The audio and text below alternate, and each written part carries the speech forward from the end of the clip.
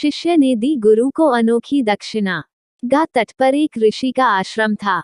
वहां अनेक छात्र शिक्षा प्राप्त करते थे। जब शिष्यों की शिक्षा पूरी हो जाती और वे अपने घर वापस जाने लगते, तो ऋषि से पूछते कि गुरु दक्षिणा में क्या दें।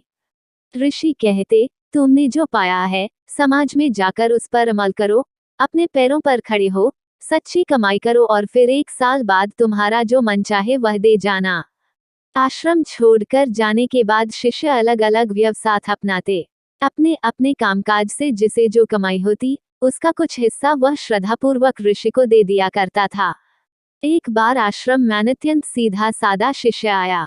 वह साधारण गृहस्थ दिन भर मेहनत करके अपने परिवार का पालन पोषण करता था, लेकिन उसमें कुछ सीखने की तीव्र इच्छा थी, इसलिए वह आश्रम में चला आया था। उसने अपने व्यवहार से सबका हृदय जीत लिया। ऋषि उसे स्नेहपूर्वक पढ़ाया करते थे। जो कुछ उसे सिखाया जाता, उस पर वह मनायार से अमल करता था। जब उसकी शिक्षा पूरी हुई तो उसने भी पूछा, गुरुजी दक्षिणा में क्या द? ऋषि ने उससे भी वही कहा जा वह शिष्यों से कहा करते थे। वह चला गया और 1 साल बाद लौटा। बोला, दक्षिणा देने आया हूँ। ऋषि उसे देखकर बड़े खुश हुए।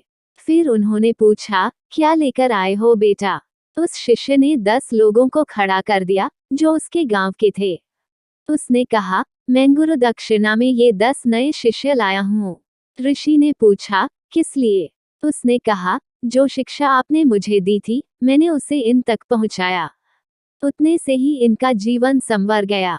अब आप इन सबको अपना शिष्य बना लें, ताकि इतने और लोग आपके बताए रास्ते पर सही तरीके से चल सके।